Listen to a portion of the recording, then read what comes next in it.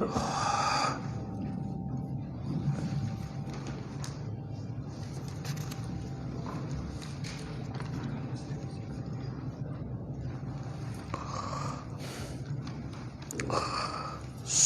طٰہٰ، ایسا کریں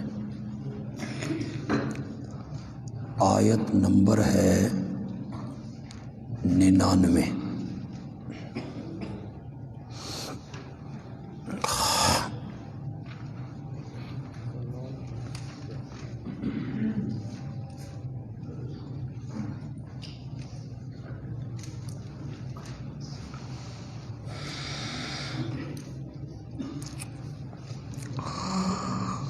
اعوذ باللہ من الشیطان الرجیم،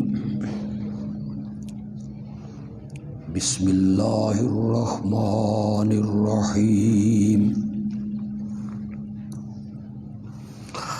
کذالک نقص علیک من انباء ما قد سبق وَقَدْ آتَيْنَاكَ مِن لَّدُنَّا ذِكْرًا۔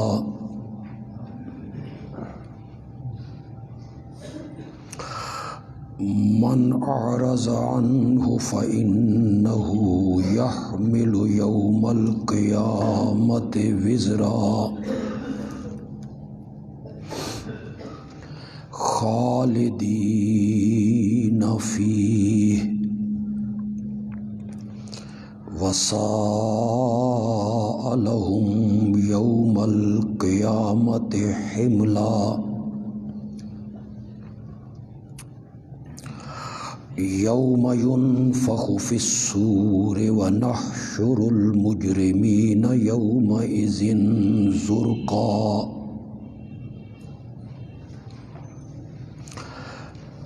يَتَخَافَتُونَ بَيْنَهُمْ إِن لَّبِثْتُمْ إِلَّا عَشْرًا۔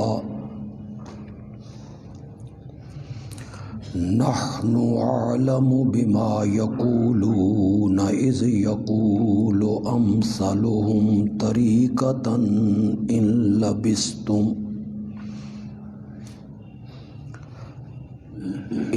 لبثتم إلا يوما۔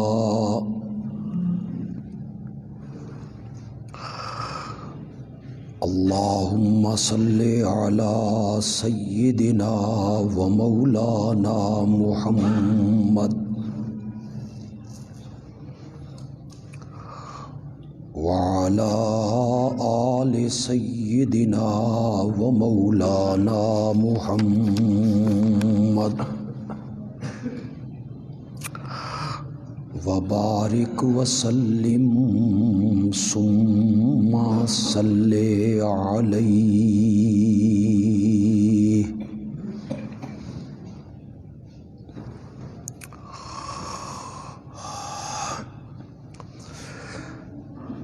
پچھلی بہت سی آیات میں حضرت سیدنا موسیٰ علیہ السلام کا واقعہ بڑی تفصیل کے ساتھ ذکر ہوا، جس سے مقصد یہ تھا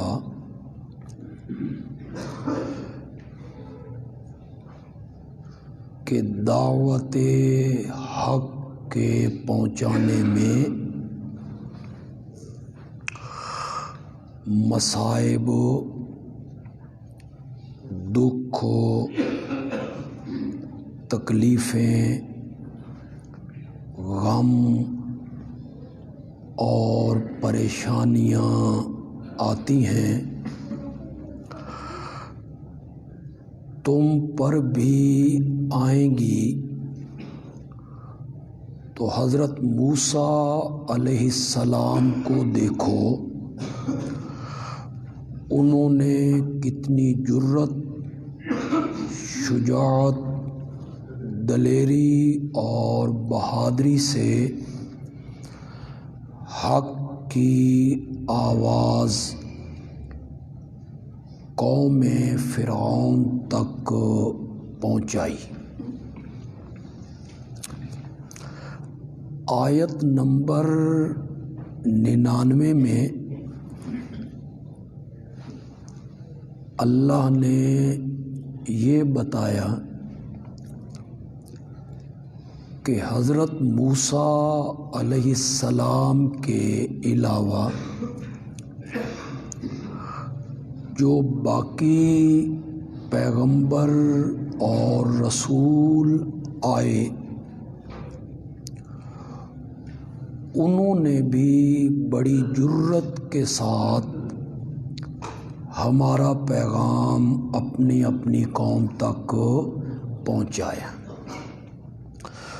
تو اللہ اشارہ کر رہے ہیں کہ گزرے ہوئے انبیاء کے حالات ہم آپ کو سنا چکے ہیں، آپ نے قرآن میں پڑھ لیے ہیں کہ ان انبیاء نے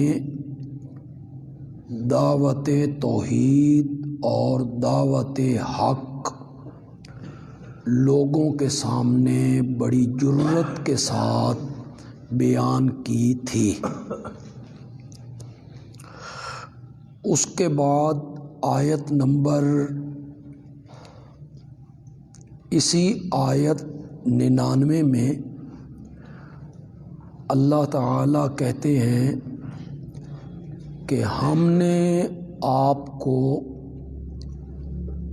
ایک نصیحت آموز کتاب اپنی رحمت سے قرآن کی شکل میں عطا کی ہے۔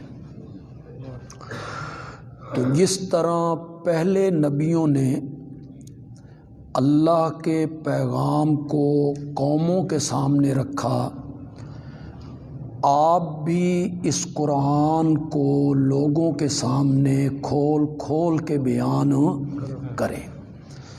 یہ نصیحت ہے اور ہم نے اپنی رحمت سے آپ کو یہ قرآن عطا کیا ہے۔ آیت نمبر 100 سے لے کے آگے بہت ساری آیتوں میں اللہ نے تخویف سنائی ہے۔ قرآن پاک میں اللہ تعالی جہاں دعوی توحید کا ذکر کرتے ہیں تو اللہ ماننے والوں کو خوشخبریاں سناتے ہیں اور نہ ماننے والوں کو اللہ اپنے عذاب سے ڈراتے ہیں۔ کچھ طبیعتیں خوشخبریاں سن کے مان جاتی ہیں اور کچھ لوگ ایسے ہوتے ہیں جو ڈراوا سن کے مان جاتے ہیں کہ عذاب ہوگا، جہنم ہے، پکڑ میں آ جائیں گے۔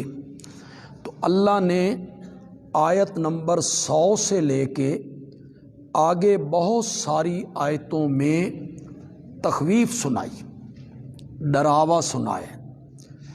من اعرض عنہ، جس نے اس قرآن سے منہ موڑا، جس نے اس نصیحت سے اعراض کیا، فَإِنَّهُ يَحْمِلُ يَوْمَ الْقِيَامَةِ وِزْرًا، وہ قیامت کے دن اپنے گناہوں کا بوجھ اٹھائے گا۔ جس نے اس قرآن سے منہ موڑا، روح گردانی کی، وہ قیامت کے دن اس اپنے گناہوں کا بوجھ اٹھائے گا۔ یہ بڑا برا بوجھ ہے، اس بوجھ میں انہوں نے ہمیشہ رہنا ہے۔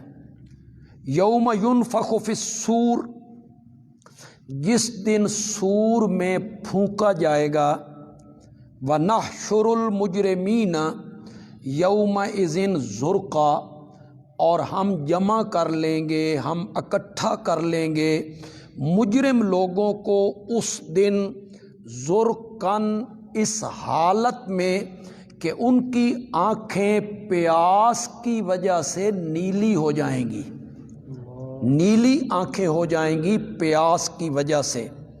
یتخافتون بینہم، چپ کے آپس میں خسر پھسر کریں گے، باتیں کریں گے اور کہیں گے ان لبستم الا عشرن، تم دنیا میں یا عالم برزخ میں صرف 10 دن رہے ہو۔ یہ ساری زندگی 60 سال کی، 70 سال کی، 80 سال کی جو دنیا میں گزاری انہیں 10 دن لگے گی، یا جو زندگی انہوں نے برزخ میں گزاری اور قبر میں گزاری وہ ساری زندگی انہیں میدان محشر کے مقابلے میں صرف 10 دن محسوس ہوگی۔ نحن اعلم بما یقولون، جو وہ کہہ رہے ہیں ہم اسے اچھی طرح جانتے ہیں، ہمیں معلوم ہے کہ وہ کیا کہہ رہے ہیں، اور ہمیں یہ بھی معلوم ہے کہ انہوں نے دنیا میں اور عالم برزخ میں کتنی زندگی، کتنے سال، کتنی مدت انہوں نے وہاں گزاری ہے۔ اللہ فرماتے جو ان میں ذرا سمجھدار لوگ ہوں گے نا وہ کہیں گے ان لبستم الا یومن، نہیں یار 10 دن نہیں، ہم نے تو صرف 1 دن گزارا۔ جو زیرک لوگ ہوں گے، عقل مند لوگ ہوں گے وہ یہ کہیں گے۔ یہ اللہ نے ڈراوا سنایا، تخویف سنائی، قیامت آئے گی، سور پھونکا جائے گا، نیلی آنکھیں ہو جائیں گی پیاس کی وجہ سے، ہم تمہیں اکٹھا کر کے لائیں گے، دنیا اور عالم برزخ تمہیں 10 دن، 1 دن محسوس ہوگی۔ تو ایک سوال مشرکین کی طرف سے ہوا کہ اچھا قیامت آئے گی تو یہ پہاڑ کہاں جائیں گے؟ اتنے وزنی پہاڑ ہیں زمین پہ ٹھکے ہوئے ہیں، تو یہ پہاڑ کہاں جائیں گے؟ اس کا جواب دے دیا، یسألونک عن الجبال، آپ سے پوچھتے ہیں پہاڑوں کے بارے میں کہ قیامت آنی ہے جس طرح تم کہتے ہو، تو ان پہاڑوں کا کیا بنے گا؟ اللہ نے فرمایا انہیں تو ہم روئی بنا کے اڑا دیں گے، بکھیر دیں گے انہیں ہم۔ فَيَذَرُهَا قَاعًا صَفْصَفًا، یہ زمین ایک صاف میدان ہو جائے گا، لا تَرَىٰ فِيهَا عِوَجًا، کوئی موڑ نظر نہیں آئے گا، ولا امتن، اور کوئی ٹیلا بھی نظر نہیں آئے گا۔ یہ جو اونچ نیچ ہے اور یہ جو مختلف موڑ ہیں یہ سب ختم ہو جائیں گے، پہاڑ زمین کے برابر ہو جائیں گے، سمندر، دریا، ندیاں، نالے، ہر چیز ختم ہو جائے گی، اور یہ زمین ایک پورا صاف اور کھلا میدان نظر آئے گا۔ یومئذ یتبعون الداعی، اس دن لوگ داعی کے پیچھے چلیں گے۔ یہ داعی کون ہے؟ سور پھونکنے والا۔ یہ نفخہ ثانیہ مراد ہے، 2 نفخے ہونے ہیں، 2 مرتبہ سور پھونکا جانا ہے۔ پہلا نفخہ اولا، وہ سور پھونکا جائے گا، ہر چیز ختم ہو جائے گی۔ اس کے بعد نفخہ ثانیہ، دوسرا سور پھونکا جائے گا تو سب زندہ ہو کر میدان محشر کی طرف بھاگنے لگے گی۔ یہ دوسرے سور کا ذکر ہے، نفخہ ثانیہ۔ اس دن پیروی کریں گے پکارنے والے کی، اسی کے پیچھے بھاگیں گے، لا عوج لہ، ذرا برابر بھی ادھر ادھر نہیں ہوں گے، سیدھے اس آواز کی طرف بھاگیں گے۔ آج تو داعی کی بات سننے کے لیے تیار نہیں ہے، داعی انہیں بلا رہا ہے، دعوت دے رہا ہے حق کی، توحید کی، تو یہ اس کو سننے کے لیے، اس کے پیروکار بننے کے لیے، اس کی پیروی کرنے کے لیے تیار نہیں ہے۔ اور اس دن داعی، پکارنے والا، سب اس کی طرف سیدھے بھاگتے چلے جائیں گے۔ وَخَشَعَتِ الْأَصْوَاتُ لِلرَّحْمَٰنِ، آوازیں دب جائیں گی، پست ہو جائیں گی آوازیں۔ فَلَا تَسْمَعُ إِلَّا ہمسن، کچھ سنائی نہیں دے گا سوائے معمولی آواز کے۔ ہمسن کا معنی مولانا حسین علی کرتے ہیں کھسکار، کھسکار، اے پیراں دا کھسکار ہوتا ہے۔ بس اتنی سی آواز، جو بندے چلتے ہیں تو پاؤں میں آواز پیدا ہوتی ہے، ساری آوازیں دب جائیں گی، کوئی نہیں بولے گا۔ یومئذ لا تنفع الشفاعۃ، اس دن کوئی شفاعت نفع نہیں دے گی، الا من اذن له الرحمن، مگر وہ آدمی شفاعت کرے گا جسے اجازت دے گا رحمان، وَرَضِيَ لَهُ قَوْلًا، اور اس کی بات کو پسند بھی کرے گا۔ يَعْلَمُ مَا بَيْنَ أَيْدِيهِمْ وَمَا خَلْفَهُمْ، اللہ جانتا ہے جو کچھ شفاعت کرنے والوں کے آگے ہے اور جو کچھ شفاعت کرنے والوں کے پیچھے ہے۔ وَلَا يُحِيطُونَ بِهِ عِلْمًا، اور وہ اس کے علم میں سے کسی چیز کا بھی احاطہ نہیں کر سکتا۔ اللہ ان کے حالات کو جانتا ہے۔ یہ قیامت کا نقشہ اللہ نے ان آیتوں میں کھینچا۔ یہ سورۃ طٰہٰ ہے جی، اور سورۃ طٰہٰ کی آیت نمبر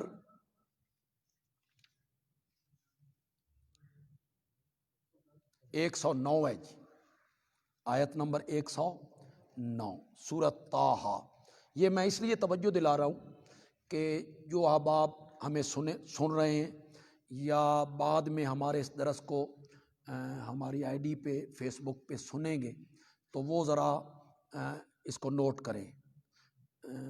ان کے گھر میں جو ترجمے موجود ہیں اور جس عالم کا بھی ترجمہ موجود ہے، وہ اسے کھولیں، وہ اسے دیکھیں، قرآن کی طرف متوجہ ہوں کہ قرآن کیا نظریہ پیش کرنا چاہتا ہے۔ قرآن کہتا ہے اس دن شفاعت نفع نہیں دے گی، سفارش نفع نہیں دے گی، الا من اذن له الرحمن، مگر اس کو جسے رحمان نے اجازت دی، اور جس کی بات کو رحمان نے پسند کیا۔ یہ جو ایک شفاعت کا تصور ہے نا لوگوں کے ذہن میں، اس کی قرآن نفی کرتا ہے۔ یہود کے ذہن میں تھا، عیسائیوں کے ذہن میں تھا، مشرکین مکہ کے ذہن میں تھا شفاعت کا ایک تصور۔ وہ کون سی شفاعت ہے؟ قہریہ، شفاعت غالبہ، یعنی یہ اللہ سے منوا لیتے ہیں، یہ اللہ سے کام کروا دیتے ہیں، اللہ ان کی نہیں موڑتا، یہ پیارے ہیں اللہ کے، انہوں نے بڑی نیکیاں کی ہیں اور یہ بڑی محنتیں کرتے رہیں گے، اللہ کے یہ محبوب ہیں، ولی ہیں، نبی ہیں، اللہ ان کی نہیں موڑتا، یہ اللہ سے اپنی بات منوا لیتے ہیں۔ جس شفاعت کا تصور یہود کے ذہن میں تھا اور جس شفاعت کا تصور عیسائیوں کے ذہن میں تھا اور جس شفاعت کا تصور مشرکین مکہ کے ذہن میں تھا، قرآن اس شفاعت کا رد کرتا ہے، قرآن اس کی نفی کرتا ہے کہ اس دن ولا شفاع، قرآن میں کئی جگہ ہے، تیسرے پارے کی ابتدا میں بھی ہے، یا ایھا الذین آمنوا انفقوا مما رزقناکم من قبل ان یاتی یوم لا تنفع فیہ شفاعۃ، جس شفاعت کی قرآن نفی کر رہا ہے، کوئی شفاعت نہیں ہوگی۔ وہ کس شفاعت کی نفی ہوتی ہے؟ غالبہ، کاریہ منوا لیتے ہیں، اللہ سے کام کروا دیتے ہیں، اس کی قرآن نفی کرتا ہے۔ اجازت کس شفاعت کی دیتا ہے؟ شفاعت وہ کرے گا جس کو کون اجازت دے گا؟ وَرَضِيَ لَهُ قَوْلًا کا معنی ہے موحد کے حق میں شفاعت کرے گا، مشرک کے حق میں شفاعت اس کی بات کو پسند، راضی ہو، پسند کرے اس کی بات کو، اور وہ پسندیدہ بات کیا ہوگی کہ موحد کے حق میں لب کھولے، مشرک کے حق میں شفاعت کی اجازت نہیں ہوگی۔ یہ مشرکین اور مبتدعین، ان بیچاروں کے پاس دلیل تو ہوتی کوئی نہیں، کوئی قرآن کی دلیل ہو، کوئی حدیث کی دلیل ہو، تو پھر شفاعت کو بنیاد بنا لیتے ہیں۔ مثلا وسیلے کی بحث چل رہی ہے نا، اس میں بھی شفاعت کو لے آئیں گے۔ جب آپ ادھر سے کہیں گے نہیں جی وسیلہ اس کا کوئی تصور نہیں ہے، اسلام میں جو وسیلے کا تصور تمہارے ذہن میں ہے، اسلام میں اس وسیلے کا کوئی تصور نہیں ہے، توسل، صدقہ، واسطہ، وسیلہ، اس کا کوئی تصور نہیں، تو وہ فٹ کہیں گے اچھا جی شفاعت نہیں ہونی، تو وہ بھی تو وسیلہ ہے۔ کہاں وسیلہ اور کہاں شفاعت؟ بس ملا ہاں باشد کے چپ نہ شفاعت، کسی نہ کسی بات کے کہنے کا نام دلیل ہوتا ہے۔ شفاعت ایک الگ چیز ہے، وسیلہ ایک الگ چیز۔ وسیلے اور شفاعت کا آپس میں کیا تعلق ہے جی؟ میں نے کئی ٹیبل ٹاک جو علماء کے درمیان ہوئے، اور وہ جو اینکر ہوتے ہیں وہ دانہ پھینکتے ہیں اور پھر مولویوں کہتے ہیں لگ جاؤ، تو پھر وہ ادھر سے دلائل ادھر سے دلائل، تو پھر وہ جو کوئی عالم حق گو عالم جب اس وسیلے کا انکار کرتا ہے اور اس کی مراد بیان کرتا ہے تو فٹ دوسری طرف سے آواز آتی ہے شفاعت نہیں ہونی جی، تو وہ بھی تو وسیلہ ہے۔ شفاعت کیسے وسیلہ ہے بھائی؟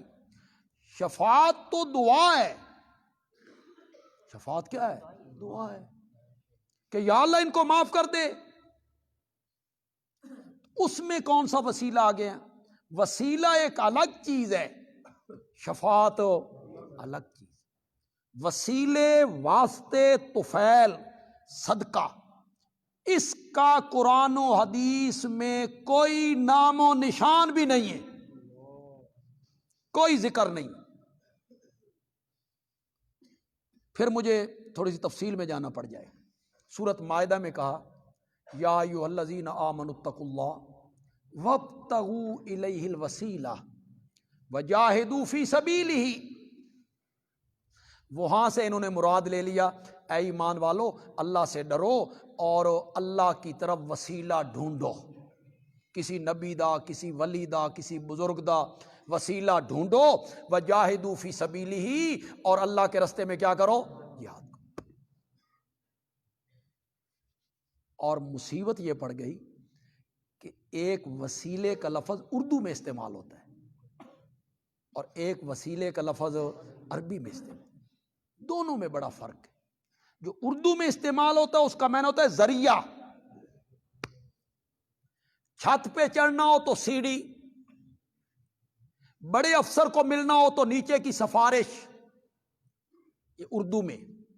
اور عربی کا جو الوسیلہ ہے، آپ یقین کریں تمام عربی کی تفسیریں اور تمام اردو کی تفسیریں، شاید ایک تفسیر نے بھی اس کا انکار نہ کیا، سب نے الوسیلہ کا معنی کیا ہے التقرب الی اللہ بالایمان وبالاعمال الصالح، ایمان اور اعمال صالحہ کے ذریعے اللہ کے نزدیک ہونا، اللہ کا قرب، التقرب الی اللہ، یہ الوسیلہ کا معنی کیا ہے۔ اس سورۃ مائدہ کی آیت میں بھی اللہ یہی کہنا چاہتے ہیں یا ایھا الذین آمنوا، ایمان، اتقوا اللہ، تقوی، جاہدوا فی سبیلہ جہاد، ایمان، تقوی، جہاد، وابتغوا الیہ الوسیلہ، ان پر عمل کر کے اللہ کا قرب تلاش کرو، اللہ کا قرب تلاش کرو، اللہ کے نزدیک ہو وہ۔ اللہ کا قرب چاہتے ہو ایمان لاؤ، اللہ کا قرب چاہتے ہو تقوی اختیار کرو، اللہ کا قرب چاہتے ہو فی اللہ کے راستے میں کیا کرو؟ جہاد۔ تو وسیلہ ایک الگ مضمون ہے، اس کا ایک الگ مفہوم ہے، شفاعت کا الگ۔ قرآن میں جتنی دعائیں ہمیں سکھائی گئی ہیں کسی میں وسیلے کا ذکر نہیں۔ میرے آقا نے جتنی دعائیں سکھائی ہیں کتاب الدعوات آپ اٹھائیں حدیث کی کتابوں میں، کسی ایک میں بھی وسیلے کا ذکر نہیں، کسی ایک میں بھی توسل کا ذکر نہیں۔ جب ہاتھ پاؤں مارتے ہیں نا بیچارے اور کوئی چیز ہاتھ نہیں نہ آتی تو کہتے ہیں اچھا جی وہ حضرت عمر نے حضرت عباس کو وسیلہ نہیں بنایا تھا، پھر وہ دلیل آ جاتی۔ وہ بارش نہیں ہو رہی تھی تو حضرت عمر نے حضرت عباس کو آگے کیا، تو انہوں نے نہیں وسیلہ بنایا تھا۔ کوئی کراچی کے ہمارے دوست تھے، انہوں نے کہیں میرا درس سنا وسیلے کے موضوع پر، کسی سے بات کی ہوگی محفل میں تو وہ دوسرے لوگ بھڑک اٹھے، جو بھڑکے انہوں نے مجھے فون ملا دی، کہنے لگے جی یہ گل کرو جی یہ تے ساڈا، تو وہ جو صاحب تھے وہ بھی یہی کہنے لگے حضرت عمر نے حضرت عباس کا وسیلہ نہیں دیا تھا، آپ کہتے ہیں وسیلہ کوئی نہیں۔ اب میں نے کہا یہی تو دلیل ہے ہماری، یہ دلیل تم بنائے پھرتے ہو۔ اگر وفات کے بعد، یہ علامہ آلوسی نے لکھا تفسیر رول مانی میں، اگر انتقال کے بعد کسی کا وسیلہ پیش کرنا جائز ہوتا تو حضرت عمر نبی پاک کے وسیلے کو چھوڑ کے عباس کا وسیلہ اختیار نہ کرتے۔ یہی تو ہماری دلیل ہے، یہ تو ہماری دلیل ہے کہ زندے سے دعا کرواؤ۔ حضرت عباس سے یہی کہا تھا نا تیرے نبی زندہ تھے تو ہم ان کو دعا کے لیے آگے کیا کرتے تھے، اب وہ موجود نہیں ہیں، عباس کو آگے کر رہے ہیں، یہ دعا کریں گے تو بارش عطا کر۔ اس میں کون سی وسیلے والی بات ہے، وہ تو زندے سے دعا کروانی ہے۔ اور یہ دلیل ہے اس بات کی کہ انتقال کے بعد، وفات کے بعد کسی کا وسیلہ پیش کرنا جائز نہیں ہے، کسی کے وسیلے سے دعا کرنی جائز نہیں ہے۔ کسی کو یہ کہنا انتقال کے بعد کسی کی قبر پہ جا کے یہ کہنا کہ میرے لیے دعا کرو یا ہمارے لیے دعا کرو یا بارش کے لیے دعا کرو، اگر یہ جائز ہوتا تو حضرت عمر میرے نبی کی قبر منور کو چھوڑ کر حضرت عباس کو آگے کرتے۔ یہ تو دلیل ہے اس بات کی کہ اسلام میں اس کا کوئی تصور ہو نہیں۔ ہاں زندہ سے آپ دعا کروائیں، بڑا چھوٹے سے کروائے، چھوٹا بڑے سے کروائے، پیر مرید سے کروائیں، مرید پیروں سے، مقتدی امام کو کہے، امام مقتدی کو کہے، استاد شاگردوں کو کہے، اور کبھی کبھی استاد شاگردوں کو بھی کہے اور شاگرد استاد کو کہے، بڑا چھوٹے کو کہے، چھوٹا بڑے، یہ جائز ہے۔ اللہ کی صفتوں کا وسیلہ دینا جائز ہے، تجھے غفار ہونے کا واسطہ ہے، للہ الاسماء الحسنی، تجھے ستار ہونے کا واسطہ ہے، تجھے قادر ہونے کا واسطہ ہے، تجھے شافی ہونے کا واسطہ ہے، یہ جائز ہے۔ تو وسیلے کی کوئی دلیل لاؤ، وسیلے اور شفاعت کو گڈ مڈ نہ کرو، شفاعت الگ چیز ہے، وسیلہ الگ چیز ہے۔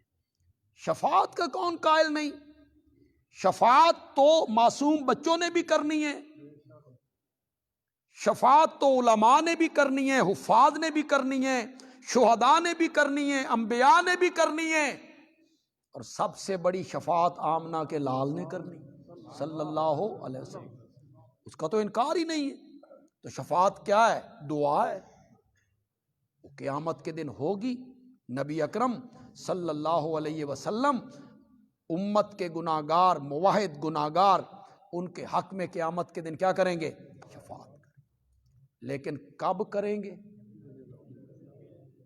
جب کون اجازت دے گا؟ اللہ اجازت دے گا تو کریں. جس جس کے حق میں دے گا اس کے حق میں کریں.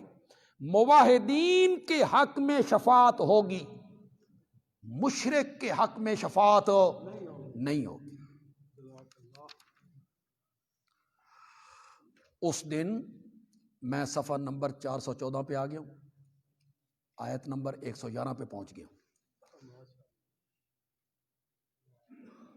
اس دن لوگوں کے چہرے اپنے مولا کے سامنے جھک جائیں گے. آگے اللہ نے خوشخبری سنا دی، وَمَن يَعْمَلْ مِنَ الصَّالِحَاتِ وَهُوَ مُؤْمِنٌ. جنہوں نے اچھے اچھے عمل کیے، شرط یہ ہے کہ وہ مومن تھے، تو انہیں ظلم کا خوف بھی نہیں ہوگا، نقصان کا خوف بھی نہیں ہوگا. وَكَذَلِكَ أَنزَلْنَاهُ قُرْآنًا عَرَبِيًّا. اسی طرح ہم نے اتارا اس کو قرآن عربی زبان میں، اسی طرح جس طرح حضرت موسیٰ پہ تورات اتاری، جس طرح حضرت عیسیٰ پہ انجیل اتاری، اسی طرح ہم نے اس قرآن کو اتارا. مولانا حسین علی کہتے ہیں کاف لبیان الکمال ہے، اس قرآن کو اس طرح اتارنا ہمارا کمال ہے. یوں ہی اب کیا میں نہ کریں گے، یوں ہی ہم نے اتارا اس کو قرآن عربی زبان میں، اور ہم نے اس میں بیان کی طرح طرح کی وعیدیں، لعلہم یتقون، تاکہ وہ گناہوں سے بچ جائیں، شرک سے بچ جائیں. فتعال اللہ الملک الحق. یہ سارے ماقبل کا خلاصہ ہے جی، ثمرہ ہے، ثمرہ. جو حضرت موسیٰ کا واقعہ بیان ہوا، تخویف بیان ہوئی، بشارت بیان ہوئی، انبیاء کا اجمالی ذکر ہوا. بلند و بالا ہے اللہ جو مالک ہے حقیقی. کس سے بلند و بالا ہے؟ شریکوں سے. اس کی ذات شریکوں سے بہت بلند ہے. وَلَا تَعْجَلْ بِالْقُرْآنِ مِنْ قَبْلِ أَنْ يُقْضَىٰ إِلَيْكَ وَحْيُهُ. یہ سورت قیامت میں بھی ہے جی، یہاں بھی اس کو ذکر کیا. نبی اکرم صلی اللہ علیہ وسلم جب جبریل وحی لے کے آتے تو آپ ان کے ساتھ ساتھ پڑھتے تھے. آپ کے دل میں ہوتا تھا کہ کوئی آیت رہ نہ جائے، کوئی کلمہ رہ نہ جائے، تو آپ جبریل کے ساتھ ساتھ پڑھتے تھے. اس میں مشقت تھی، اس میں تھوڑی سی دقت تھی، مشقت تھی. اللہ نے سورت قیامت میں بھی روکا، لا تحرک بہ لسانک لتعجل بہ ان علینا جمعہ وقرآن. یہاں بھی اسی کا ذکر ہے کہ جب وحی ہو رہی ہو اس کے لینے میں جلدی نہ کیا کریں. وَقُلْ رَبِّ زِدْنِی عِلْمًا، اور یہ دعا کیا کریں مولا میرے علم کو اور بڑھا دے. یہ دعا مانگا کریں رب زدنی علم. وَلَقَدْ عَهِدْنَا إِلَىٰ آدَمَ مِنْ قَبْلُ فَنَسِیَ. ہمارے حضرت مولانا حسین علی رحمۃ اللہ علیہ اس کو ماقبل سے کیسے مربوط کرتے. موسیٰ کی طرح بننا،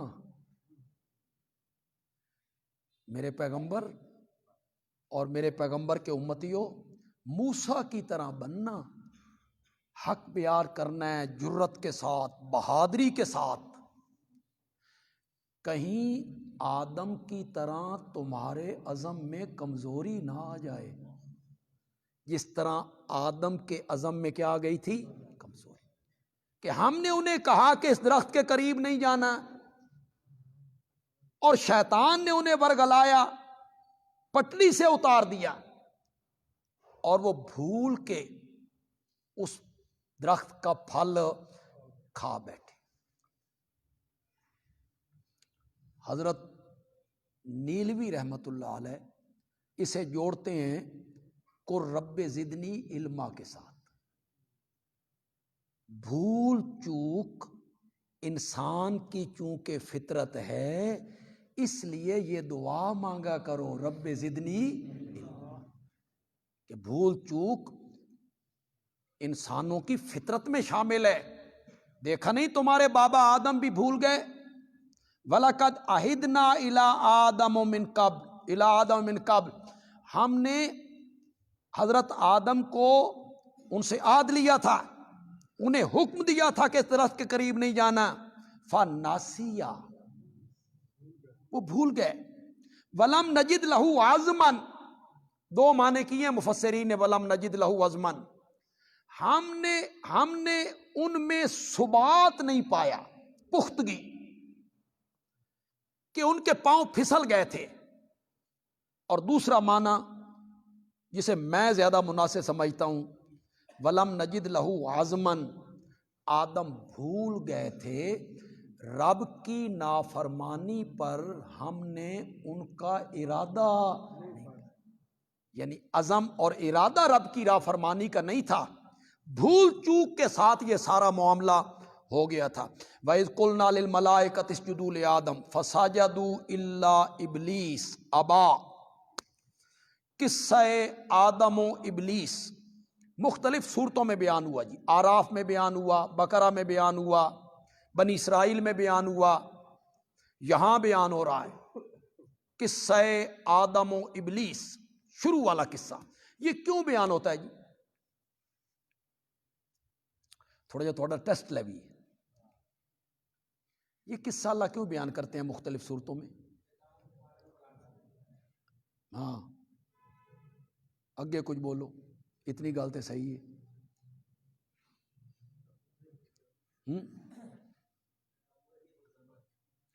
انہوں نے صحیح بولا صحیح ہے وہ، لیکن اگلی بات ان کو نہیں ہے۔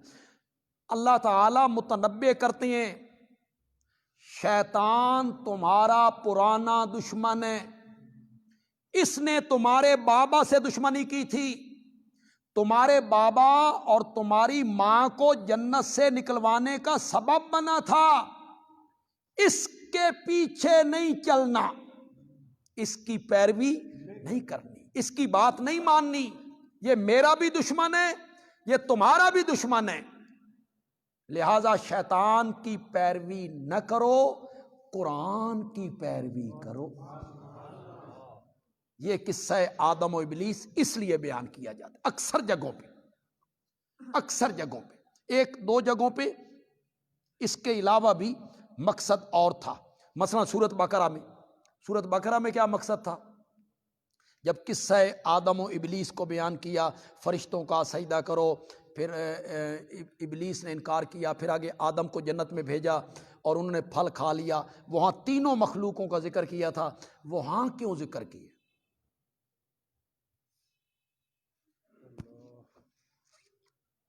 ہن بولو، ہاں اس کا تعلق ہے سورت کے دعوے کے ساتھ، یا ایھا الناس اعبدوا ربکم، اے لوگو عبادت کرو اپنے رب کی۔ کیوں؟ تمہیں پیدا میں نے کی ہے۔ کیوں؟ وَهُوَ بِكُلِّ شَيْءٍ عَلِيمٌ، آخر میں جا کے کہا ہر چیز کو جاننے والا، مختار کل میں ہوں، عالم الغیب میں ہوں، لہذا اعبدوا ربکم، عبادت صرف اپنے رب کی کرو۔ آگے اللہ نے تینوں مخلوقوں کا ذکر کیا، انسان، جنات، فرشتے، اللہ نے تینوں مخلوقوں کا ذکر کر کے ثابت کیا یہ عالم الغیب نہیں ہے۔ فرشتے تو خود کہہ رہے ہیں ہمیں تو اتنا ہی پتہ ہے جتنا، شیطان رہ گیا، وہ تمہارا پرانا دشمن ہے، آدم وہ بھول گئے، پھل کھا لیا، اور جو بھول جائے وہ عالم الغیب نہیں ہوتا، اور جو عالم الغیب نہ ہو وہ عبادت کے لائق نہیں ہوتا، لہذا ہمارے دعوے کو تسلیم کرو، اعبدوا ربکم، وہاں اس لیے ذکر کیا، ورنہ باقی جگہوں پہ جب اللہ ذکر کرتے ہیں تو مقصد یہی ہوتا ہے شیطان تمہارا پرانا دشمن ہے، اس نے تمہارے بابا سے دشمنی کی تھی، اس کے پیچھے چل کر میری نافرمانیاں نہ کرو، اس کی بات نہ مانو، میری پیروی کرو۔ اس کو اس لیے ذکر کیا۔ وہ سارا اللہ نے واقعہ کئی آیتوں میں اللہ نے اس کو ذکر کیا۔ یہ مشہور واقعہ ہے، شیطان نے وسوسہ ڈالا کہ اس کا پھل جو کھا لے وہ فرشتہ ہو جاتا ہے، اور اس کا پھل جو کھا لے وہ ہمیشہ جنت میں رہتا ہے۔ تو آدم اس کے وسوسے میں آ گئے اور پھل کھا لیا، جسم کے کپڑے اتر گئے اور لگے چپکانے درختوں کے پتے اپنی شرمگاہوں کو چھپانے کے لیے۔ یہ سارا ذکر پہلے پارے میں بھی ہم نے پڑھا۔ اللہ نے فرمایا اتر جاؤ، بعضکم لبعض عدو، ایک تمہارا دوسرے کا کیا ہوگا؟ دشمن ہوگا۔ چلے جاؤ زمین پر، جس نے ہماری طرف سے ہدایت آئے گی، جس نے اس ہدایت کی پیروی کی وہ کامیاب ہو جائے گا، جس نے اس ہدایت کی پیروی نہ کی وہ ناکام ہو جائے گا۔ ومن اعرض عن ذکری، جس نے میرے ذکر سے منہ موڑا۔ ذکر سے کیا مراد ہے؟ ذکر سے کیا مراد ہے؟ ذکر سے مراد ہے بند کمرے میں بیٹھ کے نا لا الہ الا اللہ، ذکر سے یہ مراد، ذکر نہیں کیتا۔ ذکر سے مراد ہے قرآن، انا نحن نزلنا الذکر، ہم نے ذکر کو اتارا ہے، وَإِنَّا لَهُ لَحَافِظُونَ، اور ہم اس کی حفاظت کرنے والے ہیں۔ جس نے قرآن سے اعراض کیا اور کتابوں پر اعتبار کیا، یہ فلاں عالم کی لکھی ہوئی ہے اور یہ فلاں عالم کی لکھی ہوئی ہے، یہ خواب ہے، یہ کشف ہے، یہ تحریریں ہیں، یہ دستخط ہیں، انہیں سینے سے لگایا۔ حضرت سید عنایت اللہ شاہ بخاری رحمۃ اللہ علیہ فرمایا کرتے تھے، میں دریا خان گیا تو ایک جگہ پہ میرا ناشتہ تھا، میں ناشتہ کر رہا تھا تو ایک مولوی صاحب تشریف لے آئے میرے پاس، انہوں نے بحث شروع کر دی۔ میں قرآن پیش کراں، او المحند، یہ المحند ہے جی، المحند، اور میں نے کہا میں قرآن پیش کر رہا ہوں اور تو المحند؟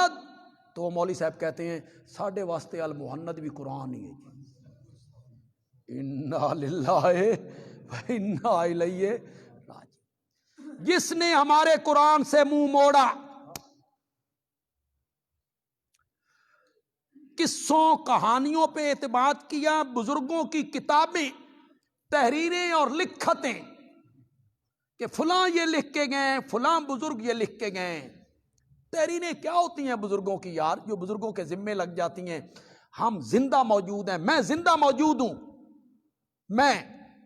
میں نے حضرت شیخ القرآن مولانا غلام اللہ خان رحمت اللہ علیہ سے 2 مرتبہ قرآن کی تفسیر پڑھی ہے، میں زندہ موجود ہوں۔ آج لوگ کہتے ہیں شیخ القرآن تو ہمارے تھے، وہ تو ہمارے مسلک کے تھے اور وہ نبی پاک کے صلاۃ و سلام سننے کے قائل تھے۔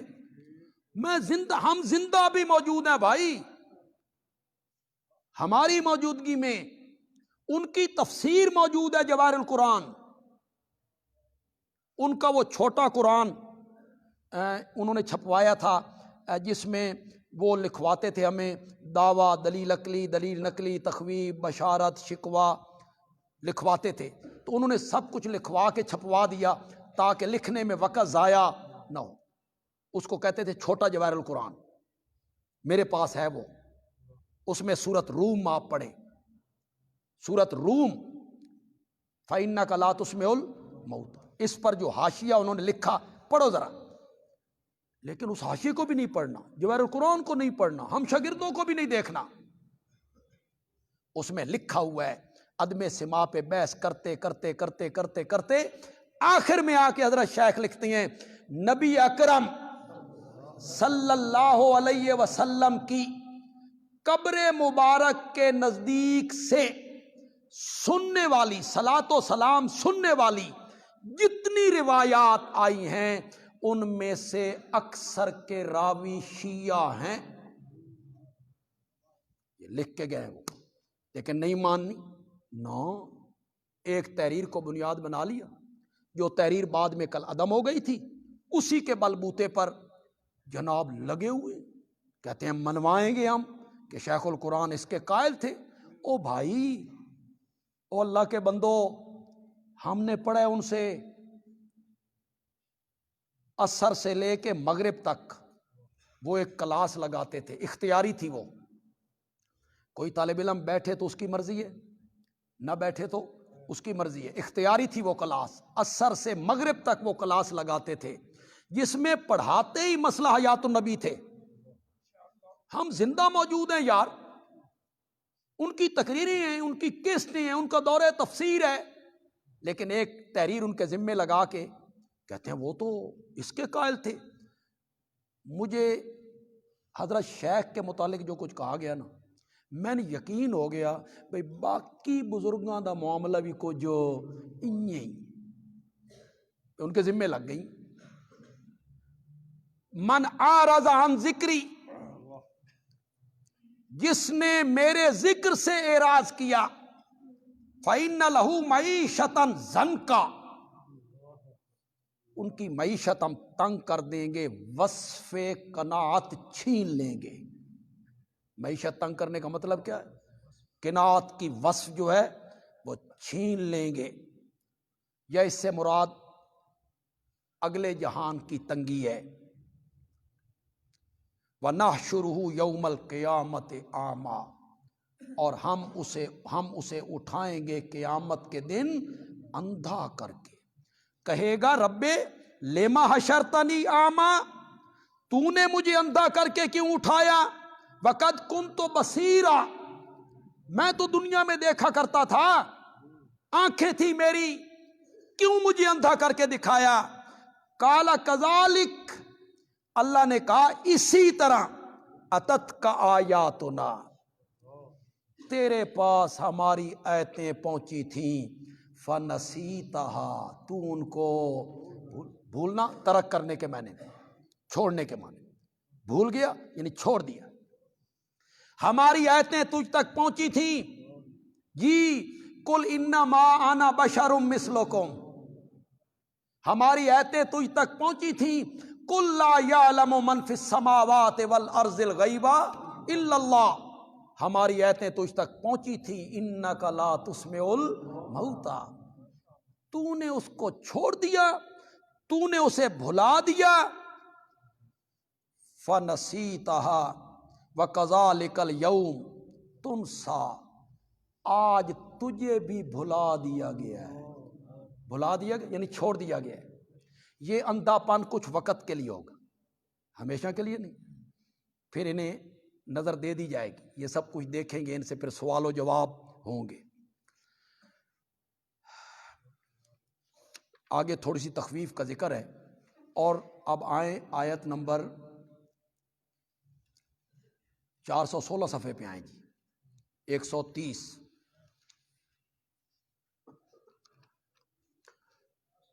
فَاصْبِرْ عَلَىٰ مَا يَقُولُونَ، اسے کہتے ہیں تسلی للنبی صلی اللہ علیہ وسلم، اللہ اپنے پیارے پیغمبر کو کیا دے رہے ہیں؟ تسلی، حوصلہ۔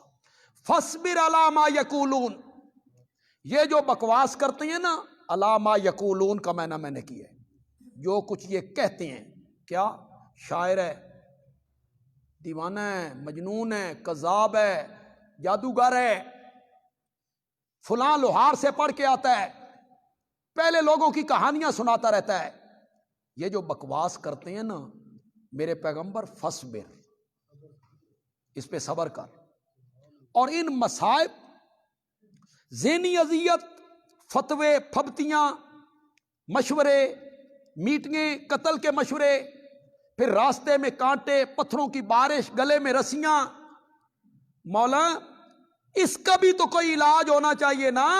اللہ نے فرمایا سبح بحمد ربک،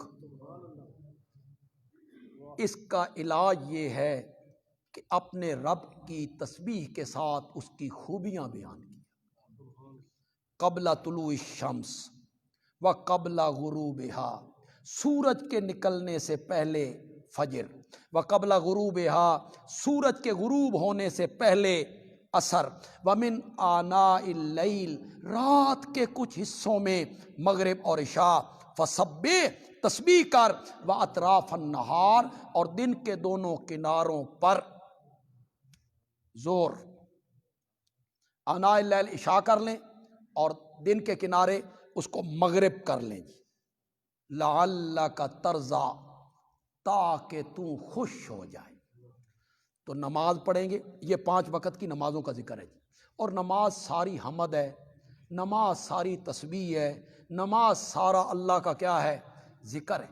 درود میں بھی اللہ کا ہی ذکر ہے نا، ہم کس کو کہتے ہیں، اللہم، وہ بھی ایک دعا ہے جو ہم اللہ کے سامنے کر رہے ہیں۔